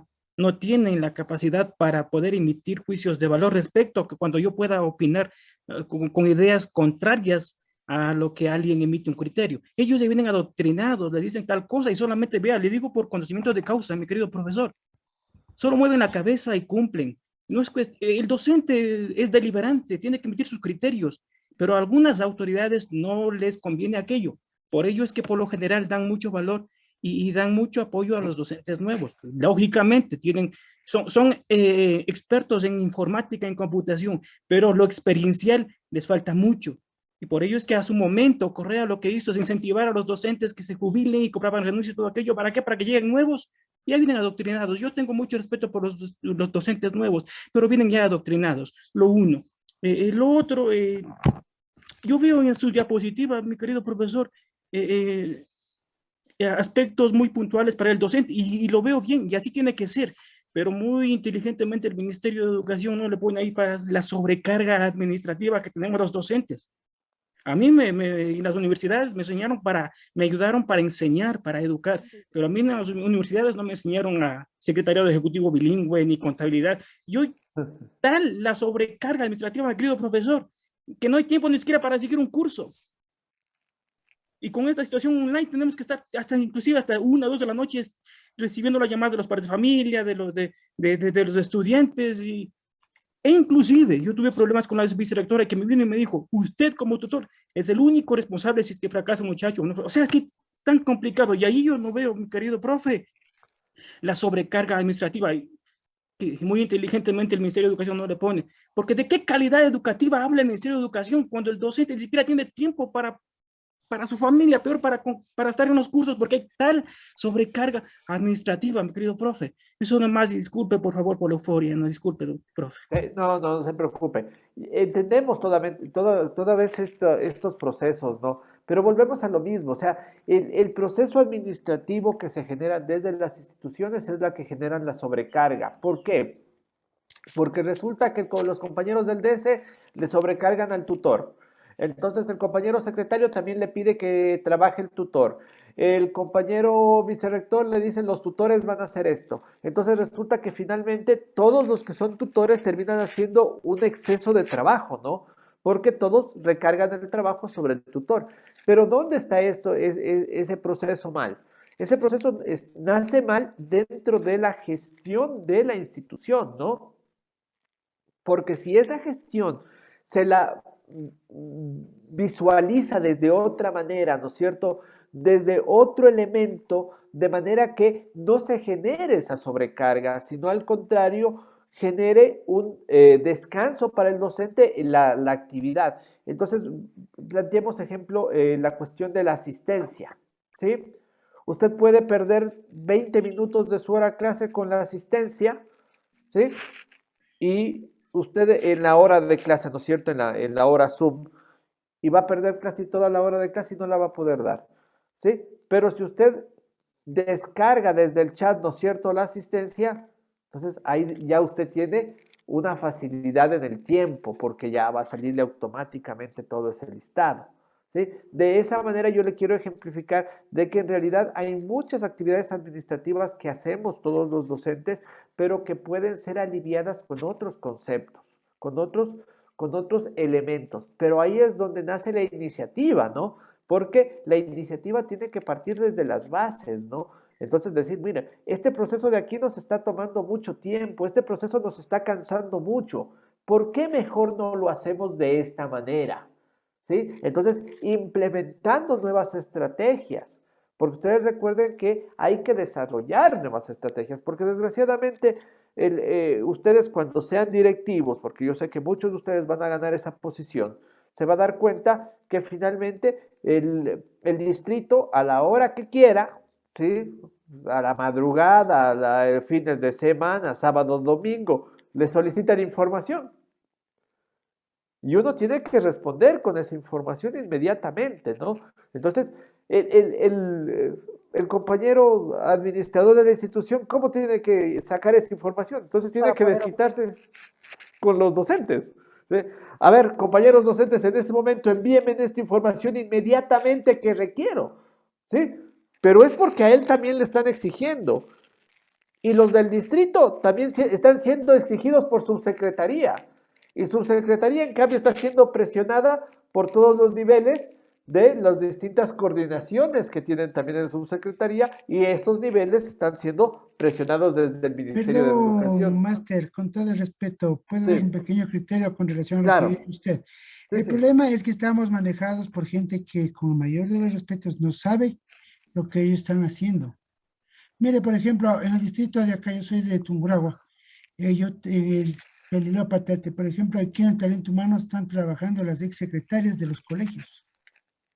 Y con todo el respeto, creo que ellas se prepararon para ser secretarias y no para manejar lo que se refiere al talento humano. O sea, mire, o sea, ese es uno de los puntos muy negativos que tenemos, que ponen, por ejemplo, la directora distrital igual es abogada. Yo sé que maneja de leyes, todo, pero lamentablemente, como yo iba la semana anterior, tuve un pequeño inconveniente con mis autoridades. Yo, eso es lo que comparto, lo que dijo el compañero hace un instante, ¿no? Sí, sí. Cuando nosotros les decimos algo que en verdad no les parece o algo que no les guste, hablemos, siempre es el enojo, ¿no? Porque siempre los docentes tenemos que estar abajo, calladitos, agachados la cabeza, y lo que digan los señores está bien. Y cuando nosotros reclamamos, como yo siempre he dicho, lo justo, lo legal, somos los mal vistos, perdonen el término, somos los que no colaboramos, los que no hacemos, los que... Y si al contrario también, imagínense, por ejemplo, con respecto a esto del DS. El DS, yo a mi criterio, lamentablemente, no hay ningún apoyo en las instituciones. ¿Yo a qué me refiero? Por ejemplo, cuando tienen que hacer encuestas, cuando tienen que hacer algunos talleres, siempre hacemos los docentes. Y en algún momento yo le comenté a una chica del DS y le dije, ¿y si nosotros hacemos eso, y ustedes qué hacen? Ellos solamente se llenan de lo que nosotros damos la información, lo ponen en un solo archivo y envían al distrito. Y ese es el trabajo de ellas. Y cuando se les pide ayuda, por ejemplo, con los chicos de NE, ¿no? O con los chicos que tienen problemas intrafamiliares, todo eso, no lo tenemos. Entonces, vean, desde ahí es el problema que tenemos en la educación.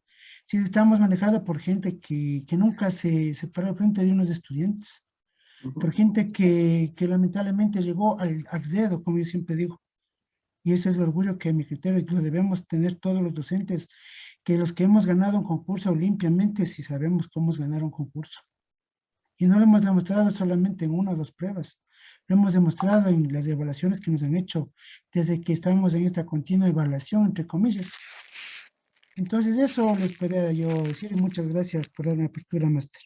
Claro, Carlitos. Sí, en realidad, como usted dice, sí. Incluso cuando se crearon los distritos, uno de los elementos fundamentales para ser jefe distrital era ser administrador, ¿sí? Y muchos de los que llegaron eran administradores de empresas. Por eso se lo vio desde una visión más empresarial a los distritos, en donde se estipulaba más el manejo de la infraestructura que realmente de la parte pedagógica, ¿no? Entonces, sí, hay que entenderlo muy claramente lo que ustedes nos dicen. Ahora también, pues, los distritos son la razón de cambio a lo que teníamos antes en las direcciones provinciales, ¿sí? Entonces, la dirección provincial, que era un elemento más centralizado y teníamos más dificultad de acceso hacia esas zonas, fue lo que se intentó justamente sacar con los distritos, ¿no? Para que se desconcentre de alguna manera el poder que tenían las direcciones provinciales, que eran totalmente, pues, omnipotentes en lo que tenían que ver con la educación de cada provincia. Entonces, para eso se generó estos distritos, pero obviamente hay todavía muchas cosas que cambiar, ¿no? Sí, por eso les decía, ¿de dónde tenemos que partir? Nosotros justamente desde la visión del administrador educativo, en donde como nosotros víamos anteriormente, ¿no es cierto? El controlar el desarrollo justamente de estos grupos de ese, ¿no? Entonces, para que eviten esa sobrecarga sobre los tutores, lo que yo les decía, siempre la sobrecarga va sobre los tutores, porque el uno pide tal cosa, el otro pide tal cosa y después resulta que finalmente los que están trabajando en el área con los estudiantes son los tutores y son los que terminan respondiendo a todo el proceso de la información. Entonces, hay que buscar la manera de evitar la sobrecarga sobre los tutores. Pero vamos a continuar con esto, con el compromiso ético. Docentes tienen altas expectativas respecto al aprendizaje de todos los estudiantes, ¿no? Entonces, esto tiene que ver con el crecimiento de nuestra institución, ¿no? En donde nuestros estudiantes demuestran una mejor capacidad que las demás instituciones y esto genera justamente el respaldo de excelencia y el conocimiento de nuestra institución en otros sectores. El docente promueve valores y garantiza el ejercicio permanente de los derechos humanos en el marco del buen vivir. Y el docente se compromete con el desarrollo de la comunidad, ¿sí? Entonces, aquí es donde nosotros tenemos que justamente observar este elemento fundamental de lo que tiene que ver con lo que son los compañeros docentes y aquí nos vamos ya directamente a lo que tiene que ver con los estándares específicos de los directivos, ¿no? Entonces, esto es lo que tiene que ver ya con el estándar específico de cómo debe funcionar un directivo. El directivo promueve la creación y el cumplimiento del proyecto educativo institucional y de planes de mejora. ¿Sí? Lo que yo les decía anteriormente, siempre debemos observar el mejoramiento continuo de la institución. Cuando no mejoramos, ¿sí? En cambio, vamos para atrás. Vamos para atrás. No es que se quede estándar. No, se reduce. Entonces, siempre tenemos que ir nosotros hacia la mejora, ¿no? Este documento, pues para que ustedes lo puedan leer específicamente ya dentro de la planificación estratégica, ustedes ya directamente cada uno de los indicadores, Luis les va a compartir, o no sé si ya les compartió Luis, para que lo puedan leer y puedan ustedes avanzar en este sentido, ¿no? El directivo ejerce un liderazgo compartido y flexible y genera altas expectativas en la comunidad educativa. El liderazgo ya tiene que ser horizontal, ya no tenemos ese liderazgo vertical donde el rector está acá arriba y él se encarga absolutamente de todo y hacia abajo se mandan las directrices, ¿no? Ahora es un liderazgo ya horizontal, ¿no? En donde tenemos todos nuestros distintos escenarios y todos tenemos que colaborar en cada uno de los escenarios para cumplir con el proceso. Justamente para que lo que decíamos anteriormente, ¿no? El rector no se encuentre entre la espada y la pared, entre un distrito que le exige que entregue tal información y un grupo de docentes que no le quiere entregar la información porque de repente considera que el compañero administrador educativo, el compañero autoridad, ¿sí? Exige demasiado. Entonces termina en la mitad, ¿no es cierto? Sin saber poder cumplir con la una autoridad y sin poder exigir a los compañeros docentes. Entonces, para eso es el ejercicio justamente horizontal, donde el cumplimiento se divide entre todos los entes de la institución. Tenemos el directivo desarrolla procesos de autoevaluación institucional. Veníamos conversando ya esto, ¿no es cierto? Esto es importante para conocer cómo está la institución, en qué nivel está la institución, ¿sí? Y en dónde nosotros podemos desarrollarnos para mejorar, ¿sí? Entonces, por favor, esto es muy importante cuando nosotros hablamos ya de los estándares porque si no hacemos este ejercicio de autoevaluación, es muy difícil que todos podamos nosotros aplicar para que se pueda trabajar realmente de una manera adecuada, ¿no? Si no tenemos este ejercicio de autoevaluación. Sin la autoevaluación es imposible conocer las dificultades institucionales. Y en la gestión pedagógica, el directivo gestiona el currículo para el cumplimiento de los estándares educativos, tiene que observar permanentemente los estándares educativos de todos los miembros de la comunidad. Es obligación del directivo estar permanentemente ahí pisando y pisando y pisando sobre los estándares educativos. El directivo debe garantizar que los planes educativos, programas sean de calidad mediante la atención a la diversidad y el contexto escolar, ¿sí? Entonces aquí es donde nosotros tenemos que ver que tiene que estar contextualizado. Ningún proyecto, ningún plan, por lindo que sea de otra institución, puede servir al 100% en nuestra institución porque tenemos particularidades muy explícitas a las cuales nosotros tenemos que atenernos, ¿no? El directivo organiza, orienta, lidera y evalúa el trabajo técnico pedagógico de los docentes. Mire, clarísimo dice aquí, ¿no? El directivo organiza, orienta, lidera y evalúa el trabajo técnico pedagógico de los docentes, ¿no? Entonces, hay que estar ahí sobre la jugada. Hay un dicho que dice, nadie engorda buey en ojo ajeno. Entonces, justamente es esto, ¿no? Hay que estar nosotros viendo permanentemente cómo están trabajando los docentes y cómo están cumpliendo con las distintas actividades. Llegamos a la dimensión C, gestión del talento humano y recursos, y esto es donde muchos compañeros, aquí es donde les falla, ¿no es cierto? Y el compañero autoridad se convierte en enemigo de sus compañeros docentes. El directivo establece condiciones institucionales apropiadas para el desarrollo integral de las personas. Diseño e implementación del plan orgánico funcional alineado a las metas institucionales. Identificar las necesidades y fortalecer fortalezas institucionales del personal para la toma de decisiones respecto a roles, funciones y formación continua. Gestiona con instancias gubernamentales y no gubernamentales acciones que promueven el mejoramiento continuo.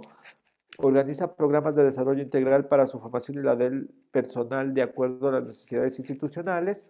Implementa procesos de acompañamiento, seguimiento y evaluación de la práctica docente. Genera espacios de intercambio de conocimientos y experiencias entre sus miembros o instituciones similares.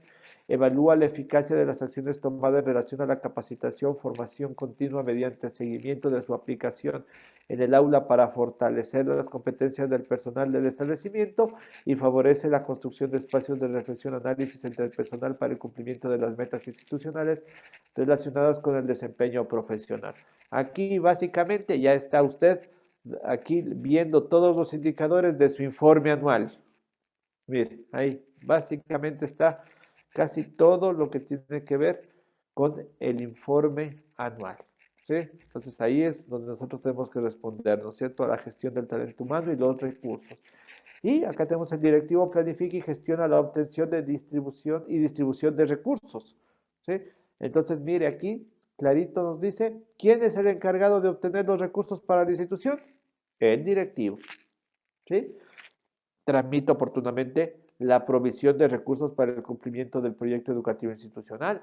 Toma decisiones respecto al uso eficiente de los recursos de acuerdo con lo estipulado en el proyecto educativo institucional. Desarrolla iniciativas para los recursos adicionales orientados al cumplimiento del PEI y promueve y hace uso eficiente de los recursos de la institución educativa y asegura el plan docente administrativo el apoyo necesario para cumplir sus funciones y presenta periódicamente a la autoridad correspondiente y a la comunidad educativa su informe de rendición de cuentas. Esto ya lo habíamos analizado anteriormente, ¿no es cierto? Finalmente tenemos el directivo enmarca su gestión en el cumplimiento de la normativa legal. Ya lo dijimos anteriormente, ¿no? Y aquí tenemos justamente funciones orgánico-estructurales de los manuales de procedimiento que se ensartan con los indicadores iniciales que teníamos al principio, ¿no? Y el directivo demuestra en su gestión una sólida formación profesional, ¿no? Entonces aquí es, mire, se mantiene actualizado lo que les decía, hay que leer y leer los acuerdos. Llegan acuerdos, hay que leerlos. Promueve la participación de los miembros de la comunidad educativa. Hay que interactuar con todos e integrarlos en distintas comisiones. Por ahí sale De un carboncito sale un diamante, ¿sí? Monitorea y fomenta en la institución educativa una cultura de aprendizaje y evaluación permanente encaminada a la mejora continua del personal y del establecimiento. Bien, y nos vamos al clima organizacional y convivencia escolar.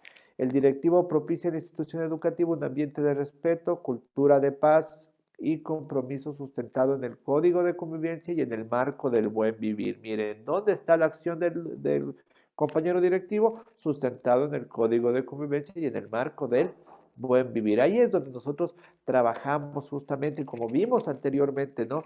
Esto evita que tengamos nosotros conflictos innecesarios en la institución, porque yo digo, venga compañero, vamos a recurrir al código de convivencia y aquí en el código de convivencia nos dice que usted debe hacerlo de esta manera, yo lo incito a que lo haga de esa manera o lo vamos a hacer conforme al código de convivencia para el trabajo, ¿no es cierto? Entonces, hay que incitarlos. Y por supuesto, este código de convivencia no puede ser un escrito guardado bajo 7 llaves en la institución, sino al contrario, es algo que tiene que tener todos los compañeros y conocerlo permanentemente, ¿no? Los compañeros docentes, los padres de familia, los estudiantes, porque esa es la herramienta fundamental para nosotros poder desarrollar, ¿sí? Cualquier acción y evitarnos cualquier conflicto, porque ya no es el directivo el que toma la decisión, ya no es el directivo el que sanciona, ya no es el directivo el que exige, sino el manual de convivencia, que es de la comunidad y desarrollado por la comunidad. Entonces el docente ya no puede ponerse en contra de toda la comunidad educativa, ¿sí? Puede ponerse en contra del directivo cuando el directivo lo toma como que fuera él el que toma la acción. Entonces ahí se hace enemigo, pero cuando es toda la comunidad educativa, entonces el docente no puede irse en contra de toda una comunidad educativa que decidió las cosas y cómo debían ser tratadas. Fausto, ¿teníamos alguna pregunta o alguna participación? Parece este tema importantísimo para la función a donde estamos queriendo trabajar nosotros, ¿no? Sobre todo, lo que me hace referencia, pues, de este rato es todo conflicto, todo problema, toda solución, hay que solucionarlos inmediatamente, ya sea como directivo, como docente o con los estudiantes. Pero tiene que buscar, y tenemos que buscar no sacar la tabla raja, el código de convivencia, dice esto y tan aplicar, sino uno tiene que tratar de persuadir en cada funcionario que está en conflicto y de una manera disimulada, no llevando al colectivo, porque en el colectivo lo que hace es más bien minimizarle y más bien ya sancionarle, sino trabajar individualmente de una manera aislada. Este código de convivencia, quien trabaje con ética, como tengo yo la palabra, y adaptándole a la realidad del momento, créame, es una manera de vivir en paz, propender un buen aprendizaje y cumplir estándares, no solo este estándar de calidad, este subestándar o estándar específico, sino todos los estándares de calidad. Cuando nos manejamos, usted decía delante un liderazgo, pues tiene que haber mística, tiene que haber liderazgo. Primero tiene que empezar el docente frente a sus estudiantes o el directivo frente a sus docentes. Ahí no hay verticalidad, poder de autoridad o autoritarismo, sino las propuestas vienen de los lados y ahí sí ejecuta quién, la autoridad. Tiene que tomar, porque es autoridad, tomar la decisión, pero recogida de todo lado. Y para manejar esto, el código de convivencia es una herramienta. Sin embargo, los códigos de convivencia pueden estar para sancionar. Oiga, créame, soy sincero, ¿qué saca castigando? ¿Qué saca castigando a un humano? ¿Qué saca sancionando a un humano? La capacidad está en saber evitar ser sancionar a una persona, evitar castigar, porque el castigo no lleva más bien a un resentimiento y para por vida una lacra social. Nada más. Sí, perfecto, lo que nos decía Fausto justamente, el código de convivencia no es sancionatorio, ¿no? ¿Sí? No es bajo ningún concepto sancionatorio, ¿sí? El código de convivencia lo invita justamente a la reflexión, tanto al compañero, al docente, al estudiante, ¿sí? Incluso a los mismos directivos, nos invita a la reflexión en algunas acciones, ¿no? ¿Sí?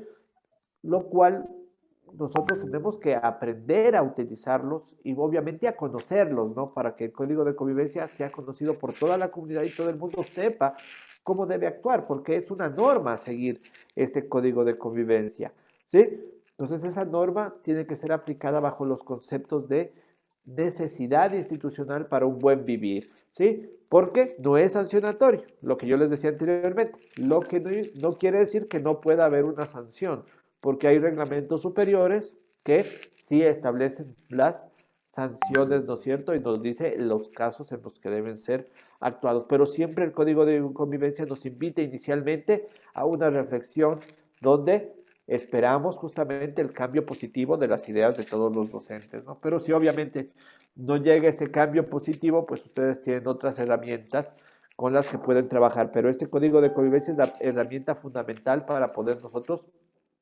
arrancar. Y el directivo fortalece los lazos con la comunidad para generar compromisos sustentados en el marco del buen vivir. Bien, acá tenemos estándares de aprendizaje, tenemos algunos estándares de aprendizaje, por distintas áreas. Vamos a irlo viendo. Bueno, esto ya casi no nos va a interesar mucho de manera particular, específica, ¿no? Algo pasó.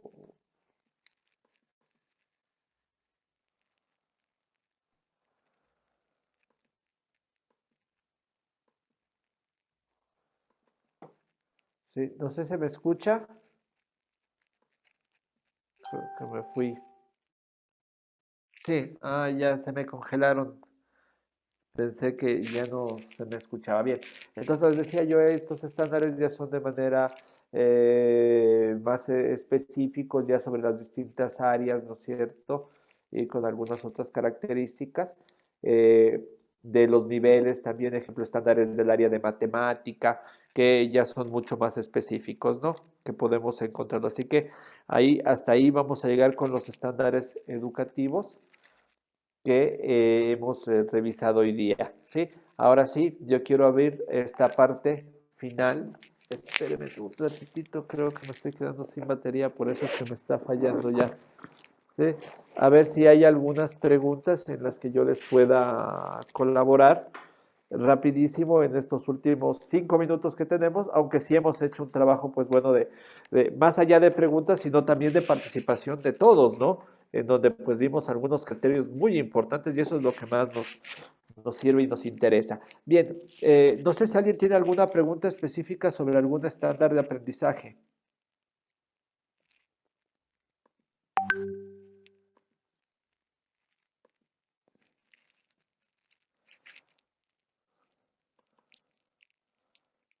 ¿Sí?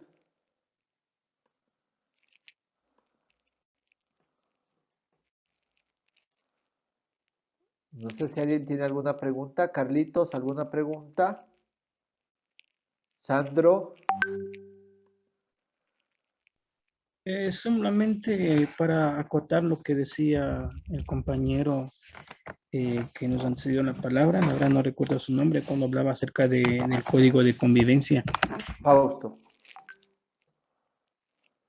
A veces hay ciertos sectores en los establecimientos educativos que al código de convivencia como que le toman como un ente sancionatorio, pero hay que recordar que un código no está por sobre ningún reglamento, peor por sobre una ley. Y este principio hay compañeros docentes que no entienden y que permiten que en ese código haya aspectos que atentan a la dignidad del docente. Yo le digo por conocimiento de causa, mi querido profe. Entonces, cuando uno emite este criterio en una junta general para analizar esta situación del código, como que uno se es el mal visto, como que se les está orientando de mala manera a los compañeros nuevos. Y hay que hacerles entender de que por más que sea un código, no puede estar por sobre una ley o por sobre un reglamento, nomás. Eso, mi querido profe, disculpe, ¿no?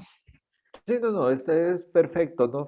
Yo como siempre les digo, ustedes cuando vean esto, pues no lo permitan, ¿no? Porque simple y llanamente, primero, pues es un código que no va a funcionar, porque cuando un código infringe una ley superior, obviamente nosotros podemos acudir a esa ley superior para invalidar ese segmento del código, ¿no? Y no cumplirlo.